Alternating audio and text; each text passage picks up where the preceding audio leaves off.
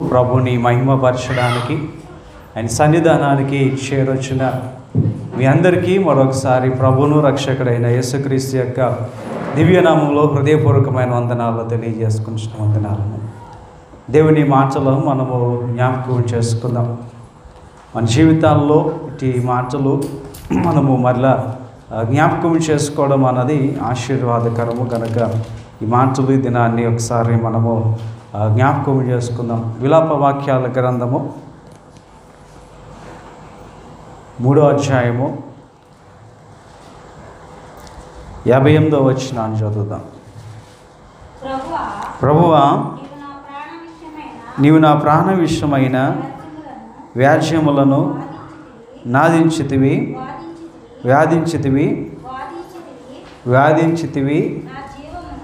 నా జీవమును విమోచించితివి. ప్రార్థన చేసుకుందాం. అత్యంత ప్రేమ నమ్మకం కలిగిన నా ప్రియ పరలోకపు తండ్రి, నీ మహాకృపను వచ్చిన ఆయన రాత్రికాల సమయంలో మరొక శ్రేష్టమైన అంశాన్ని మేము వినటం, నిన్ను స్తుతించడానికి నీ మాటల్లో బట్టి నూతన ధైర్యాన్ని కలిగి ముందుకు సాగడానికి నీ సహాయం ఇస్తున్న విధానాన్ని బట్టి వందనాలు. నా నోటి మాటలు వింటున్న ప్రతి బిడ్డ యొక్క హృదయ ధ్యానము నీ దృష్టికి అంగీకారముగా మలుచుకోమని యేసుక్రీస్తు పరిశుద్ధ నామమును అడిగి వేడుకొనిచున్నాము తండ్రి, ఆమేన్. ఈ మాటలు మనము చాలాసార్లు విన్నాము. మరొకసారి భక్తుడు చెప్పగా మనము ఈ మాటలు మనం వింటూ ఉంచున్నాం. విలాప వాక్యాల గ్రంథాన్ని ఎవరు రాశారు?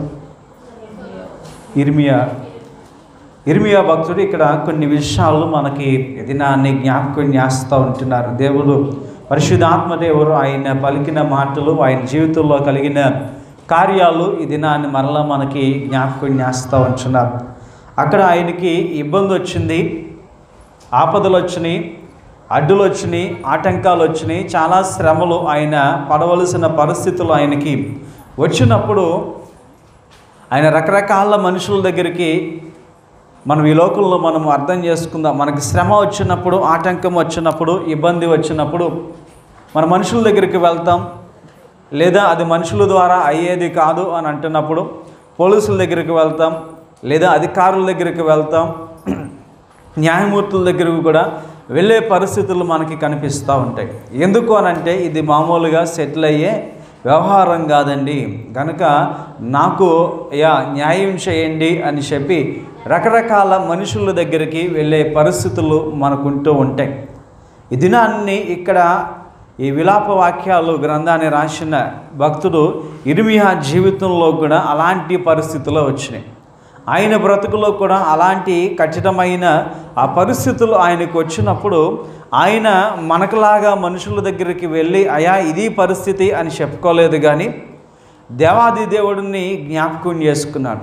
నా దేవుడు ఎలాంటోడు అని అంటూ జ్ఞాపకం చేసుకుంటూ, ఒకప్పుడు ఇలాంటివి నా జీవితంలో చాలా సెటిల్ చేసావయ్యా, నువ్వు ఇలాంటివి నా జీవితంలో చాలా సెటిల్ చేస్తావు, నీవే నాకు ఎలా ఉన్నావు అని అంటే అడ్వకేట్గా నీవు ఉన్నావు, నీవే నాకు ఒక లాయర్గా నీవు ఉన్నావు అని ఆ దినాన్ని దేవుని జ్ఞాపకం చేసుకుంటూ ఆ మాటలు రాస్తున్నారు. మరలా ఆ మాటలు మనం జ్ఞాపకం చేసుకుందాం. ప్రభువా, నీవు నా ప్రాణము విషయమై చాలాసార్లు వ్యాధించావు, నా జీవితాన్ని విమోచించావు. చాలాసార్లు వ్యాధించావు, నాకు మరలా ఆశీర్వాదం అనేది నువ్వు నాకు అనుగ్రహించావు అని అంటూ భక్తుడు దేవుణ్ణి జ్ఞాపకం చేసుకోవడాన్ని మనము చూస్తూ ఉంటున్నాం.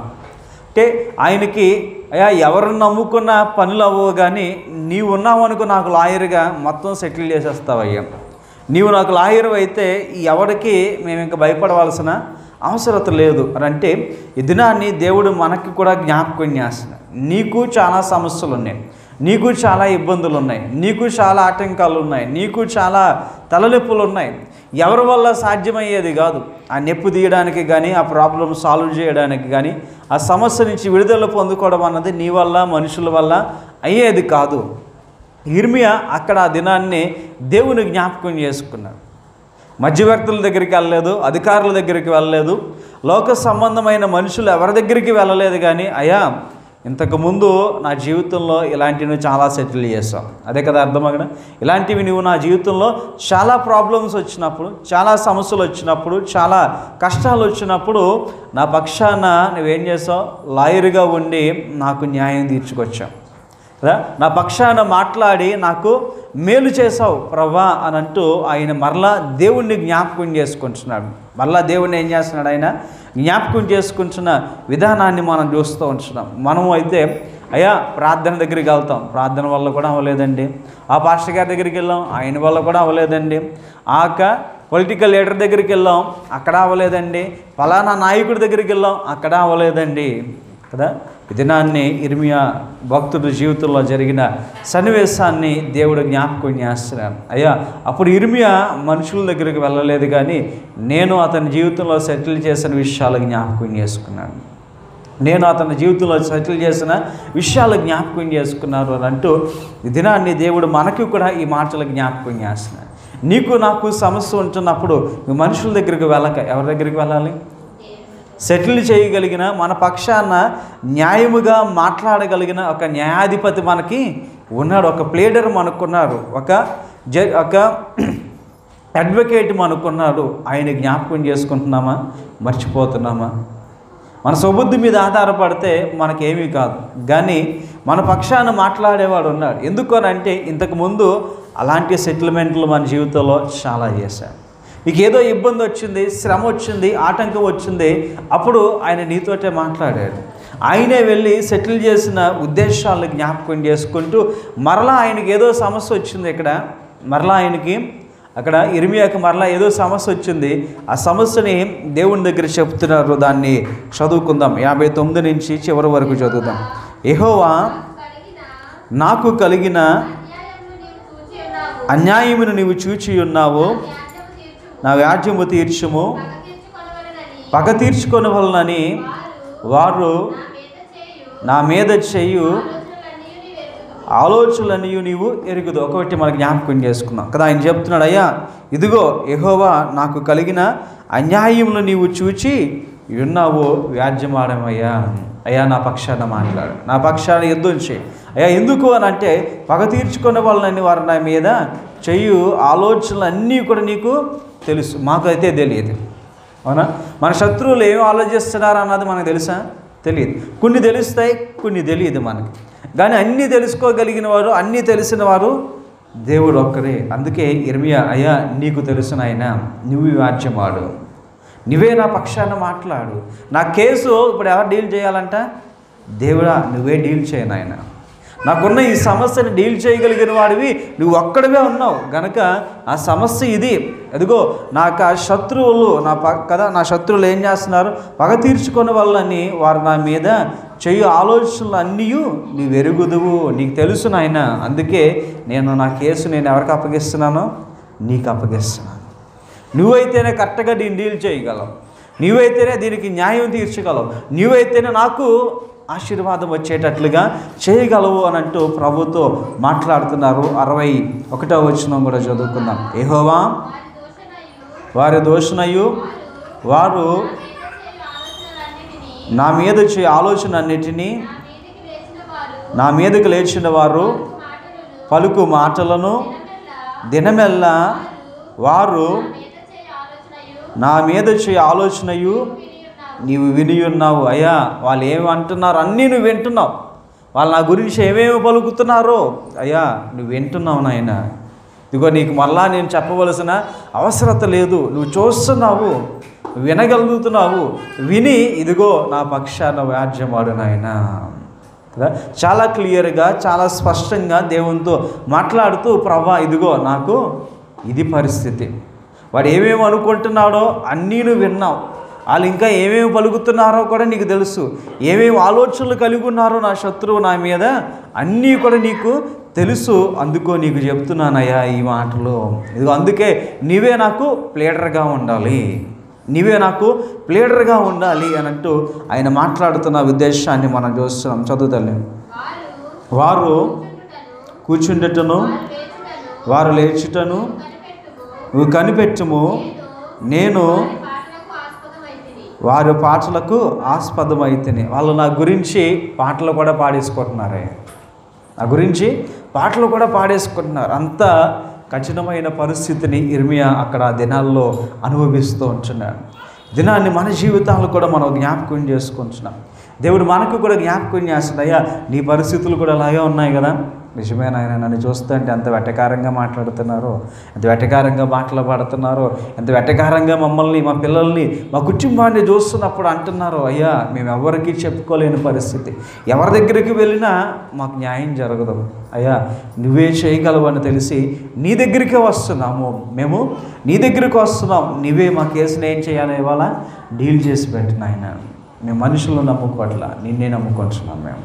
మేము వాళ్ళ దగ్గరికి వీళ్ళ దగ్గరికి వెళ్ళట్లా. నాకు అధికారులు తెలుసు కదా, ఆఫీసర్లు తెలుసు, కానీ మేము వాళ్ళ దగ్గరికి వెళ్తే మాకు న్యాయం కాదు. నువ్వైతేనే మాకు కరెక్ట్గా సెటిల్ చేయగలవు, నీవైతేనే మాకు మేలు చేయగలవు. అందుకే నీ దగ్గరికి వస్తున్నాను. ఎందుకు అని అంటే, అయ్యా వారు కూర్చున్నటయు వారు లేచుటయు నీవు కనిపెట్టుము. నేను వారి పాటలకు ఆస్పదమైతేనే. అయ్యా ఇదిగో పాటలు పాడేసుకుంటున్నారు నా మీద, నన్ను గూర్చి హేళనమైన మాటలు జీవితంలోకి వెళ్ళిపోయానయ్యా. అయ్యా ఒక్కసారి అని అంటూ ఆయన మాట్లాడుతున్నారు. చదువుతాను. యెహోవా చేతి క్రియలను బట్టి నీ వారికి ప్రతీకారము చేయము. అయ్యా నీ చేతి క్రియలను బట్టి వారికి ఏం చేయి, ప్రతీకారము చేయి. నేను చేయకూడదు, మనుషులు ఎవరో చేయకూడదు, నువ్వు చేస్తే వాడికి బుద్ధి వస్తుంది నాయన కదా. కనుక అయ్యా ఇదిగో నా ప్రాబ్లం అంతా ఇదిగో, నువ్వు ఇలా చేయి అని ఇదిగో అని అంటూ దేవునికే చెప్తున్న పరిస్థితులు మనం అక్కడ జ్ఞాపకం చేస్తున్నాం. చివరి 2 వచనాలు కూడా చదువుకుందాం. వారి హృదయ కాఠిన్యము నెత్తువు, వారిని శపించదువు.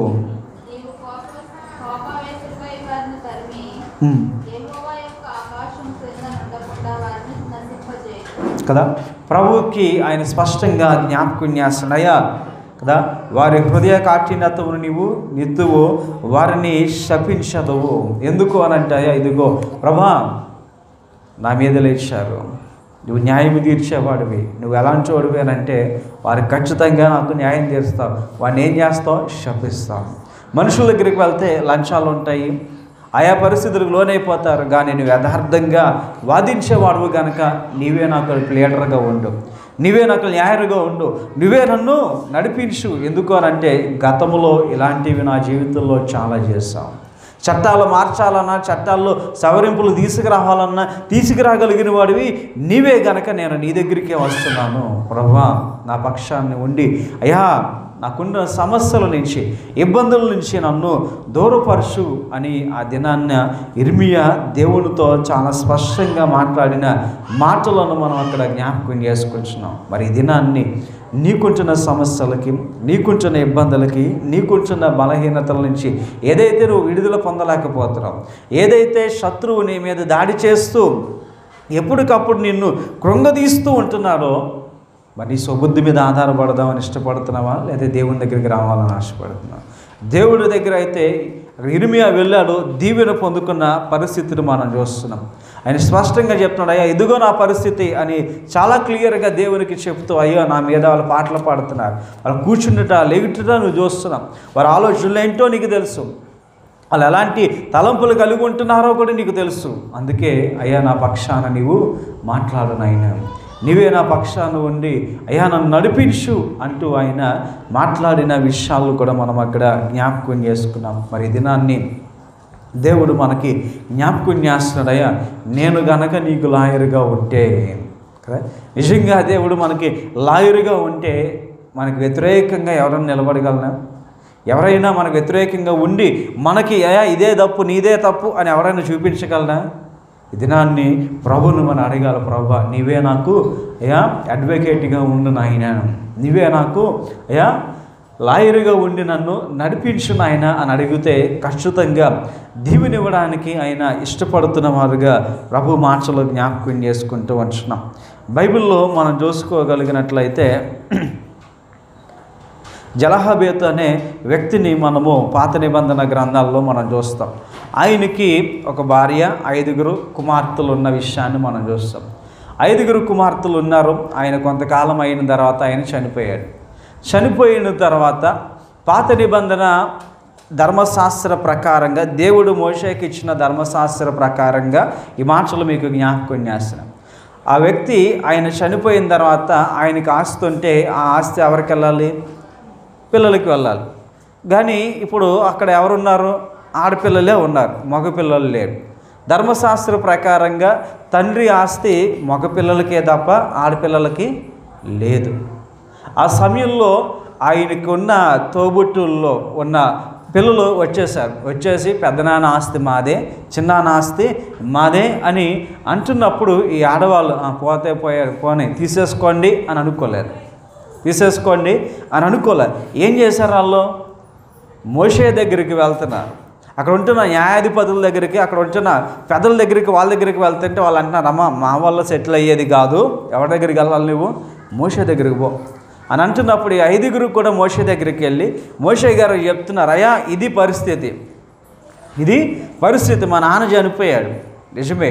చనిపోయిన తర్వాత ఆస్తి మాకు రావాలి కదా, రాకుండా మగపిల్లలు లేరు కదా అని చెప్పి మా పెద్దనాన్న చిన్నాన్న పిల్లలు వచ్చి తీసుకుపోతున్నారు, ఇది న్యాయమా అని అడిగితే మోషేకి కూడా సౌండ్లా, నిజమే కదా, తండ్రి ఆస్తి పిల్లలకే వెళ్ళాలి, మగపిల్లలు లేరు, మరి వాళ్ళు అలా తీసుకుపోతారు, ఇలా 5 ఆడపిల్లలు అన్యాయం అయిపోతారు కదా, నిజమే, అయితే ఆగండి, చెప్పిన ఆయన దగ్గరికే వెళ్తాను అని మళ్ళీ ప్రభుతో మాట్లాడినప్పుడు, దేవాది దేవునితో మాట్లాడినప్పుడు దేవుడు అవును వారు చెప్పినట్లో న్యాయం ఉంది కదా, నిజమే అని చెప్పి ఆయన మళ్ళీ శాసనాన్ని మార్చి కదా పిల్లలకే ఇవ్వాలి అని మళ్ళా దేవుడు ఏం చేశారు? శాసనాన్ని మార్చిన విధానాన్ని మనం జ్ఞాపకం చేసుకుంటున్నాం. అంటే ఇక్కడ మనం అర్థం చేసుకుంటున్నాం, అక్కడ ఇర్మియాకి ఎంత న్యాయము జరిగిందో అన్నది ఇక్కడ ఈ 5 ఆడబిడ్డల జీవితంలో మనం అర్థం చేసుకుంటున్నాం. అక్కడ క్లియర్గా మనకు లేకపోయినా తన ప్రాబ్లం అంతా చెప్పుకున్నాడు ఇర్మియా, అయ్యా ఇలా ఉంది, నా శత్రువులు ఇది పరిస్థితి. దాన్ని ఇక్కడ మనం అప్లై చేసుకొని వస్తే ఈ ఆడపిల్లలు ఎంత బాధపడి ఉంటారు?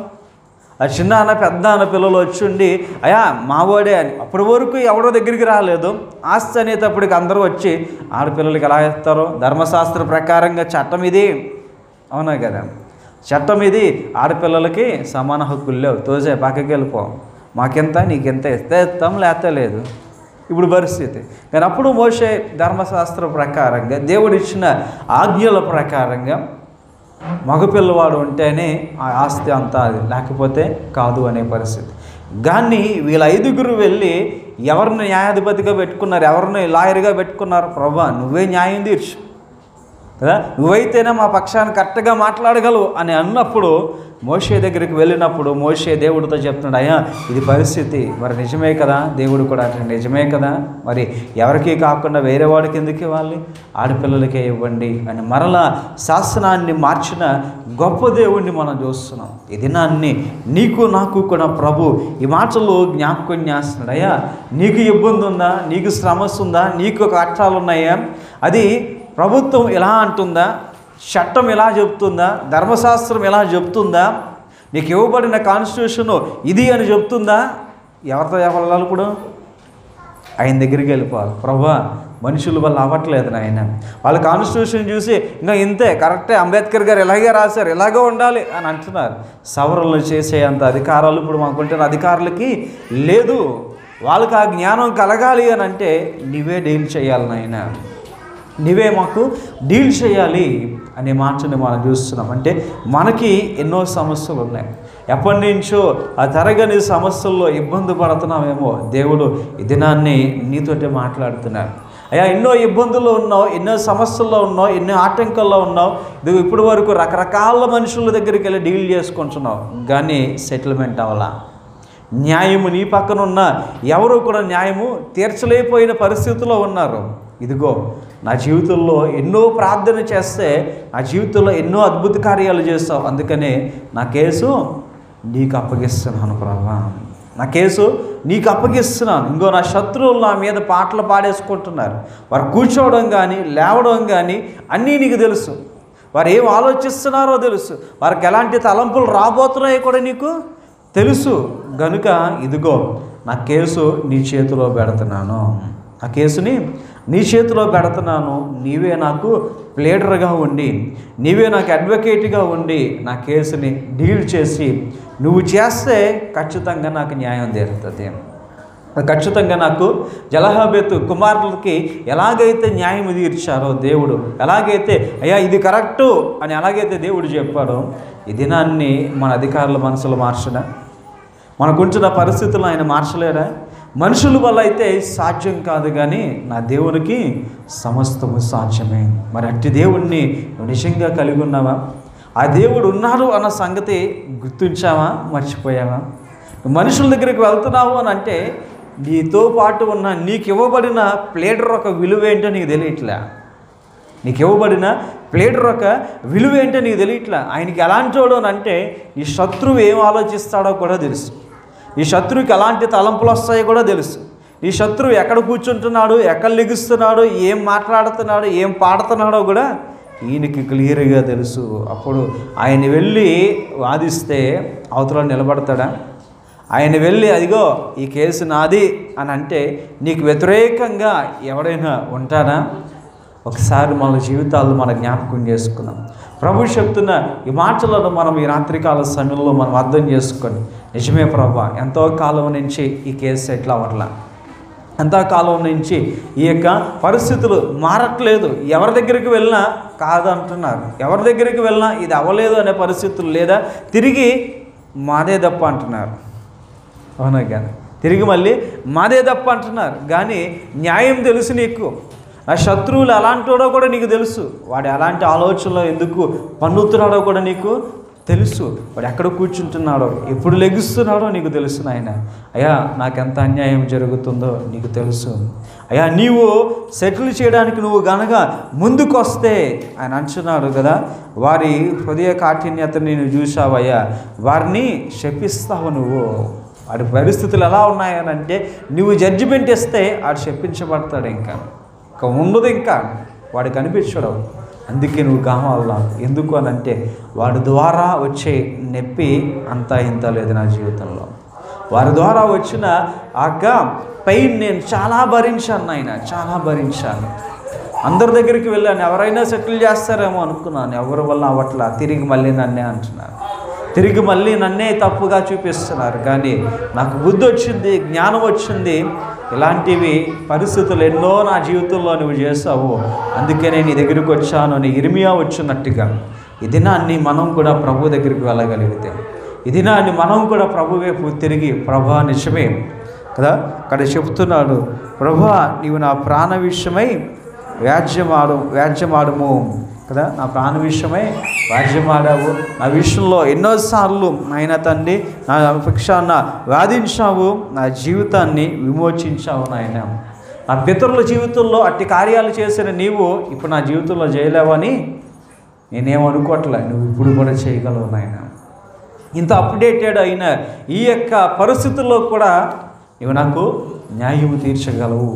నా పక్షాన ఉండి నువ్వు వాదిస్తే ఎవడు నిలబడలేడు నాయన, నాకు నువ్వే కావాలి కదా. మన దేవుణ్ణి రకరకాల విధాలుగా మనం చూసాం. ఈ దినాన్ని మన దేవుడు మనకు ఎలా కనిపిస్తున్నాడు? ఒక అడ్వకేట్గా కనిపిస్తున్నాడు, ఒక లాయర్గా దేవుడు కనిపిస్తున్నాడు. ఆయన ముందు నిలబడగలిగిన వాడు ఎవడో కూడా లేరు అన్నది మనం చూస్తూ ఉంటున్నాం. ఈ దినాన్ని ప్రభు వైపు తిరిగి, నిజమే ప్రభు నా సమస్యలకి పరిహారం కావాలి అని అంటే, నా బ్రతుకి నిజమైన సెటిల్మెంట్ కావాలి అని అంటే, న్యాయమైన సెటిల్మెంట్ కావాలంటే నువ్వు పూనుకుంటేనే అవుతుంది. కనుక ఇదిగో నా కేసు విషయాలు ఉన్న ఈ కాగితాలన్నీ నీ చేతిలో పెడుతున్నా, నీవు ఇవి చదివి ఇది విని నాకేం చేయి, న్యాయం చేయి.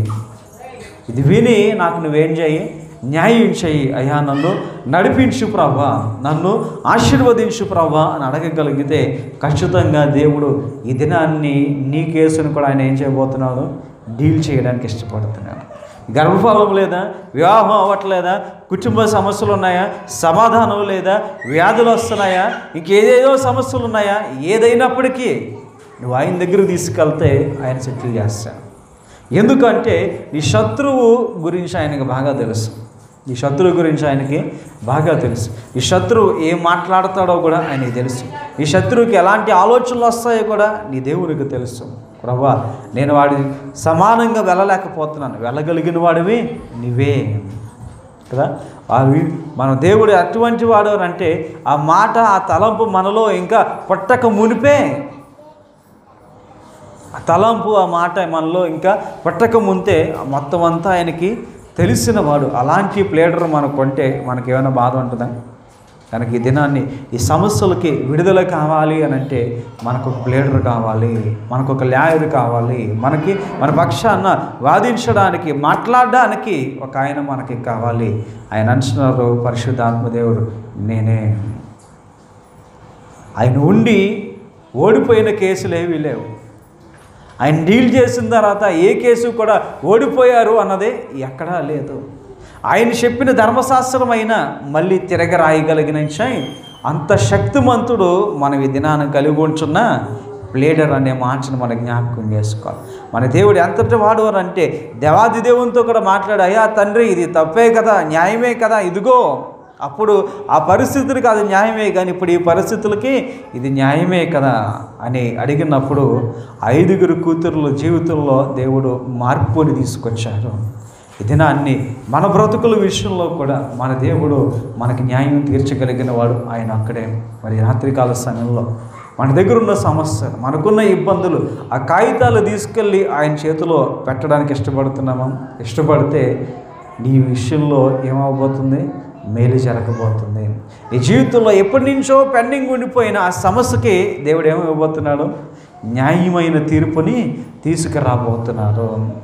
ఖచ్చితంగా నీ జీవితానికి ఆశీర్వాదాన్ని ఇవ్వబోతున్నారు. ఎందుకంటే మన లాయరు డీల్ చేసిన కేసుల్లో ఎప్పుడూ కూడా ఫెయిల్యూర్స్ లేదు. కనుక హృదయపూర్వకంగా నమ్మి ఏమాత్రము సందేహించకుండా ప్రభా, అక్కడ ఇర్మియా ఎలాగైతే దేవునికి చెప్పేసుకున్నాడో ఈ రాత్రికాల సమయంలో మనం కూడా దేవుడికి ఏం చెప్పాలి? అంత స్పష్టంగా ప్రభా ఇది నా సమస్య. వారు నన్ను చూసి పాటలు పాడుతున్నారు, నన్ను చూసి వెటకారిస్తున్నారు, ఇగో నన్ను చూసి హేళనమైన మాటలు అంటున్నారు, నన్ను చూసి పలానా క్యారెక్టర్ అంటున్నారు, నన్ను చూసి పలానా మాటలు అంటున్నారు, ఇదిగో ఈ నొప్పులు ఉన్నాయి, ఈ పనులు ఉన్నాయి. వాడు ఎలా అంటాడో నీకు తెలుసు కదా, నేను మరలా నీకు చెప్పవలసిన అవసరం లేదు. వాడు ఎలా ఆలోచిస్తాడో నీకు తెలుసు కదా. అయ్యా అది సాతాను అయినప్పటికీ, లోకపరమైన మనుషులు అయినప్పటికీ దేవునికి క్లియర్గా చెప్పగలిగితే దేవుడు రంగంలోకి దిగుతారు కదా. దేవుడు రంగంలోకి దిగి ఆయన చేయవలసిన కార్యాలు చేసి వాడిని ఏం చేస్తాడంట? శపిస్తాడు. ఆ తర్వాత మాట కూడా మనం చూద్దాం కదా. శపిస్తాడు. 66వ వచనంలో చూస్తే, నీవు కోప ఆవేశుడివై వారిని తరిమి యెహోవా యొక్క ఆకాశం క్రింద నుండకుండా వారిని నశింపజేస్తాం. మళ్ళీ ఎక్కడ ఉన్నాడంట? మన ఊరిలో కాదు, మన దేశంలో కాదు, భూమి మీద కాదు, ఆకాశం కింద ఉండకుండా చేసేస్తాడు. అంటే నీ దేవుడు అంటే నీ పక్షాన వాదించే ఆ లాయర్ యొక్క పవర్ ఎలాంటిదో ఒకసారి అర్థం చేసుకోండి.